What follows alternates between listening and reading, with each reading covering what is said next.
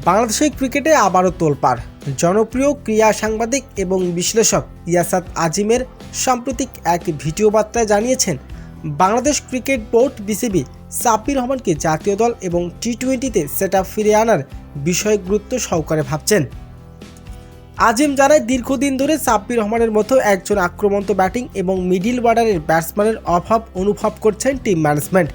West ইন্ডিজের বিপক্ষে টানা হারের পর ব্যাটিং লাইন আপ পরিবর্তনের আভাস স্পষ্ট, আর সেখানেই সাব্বির রহমানের নাম আলোচনায় এসেছে জোরে সোরে।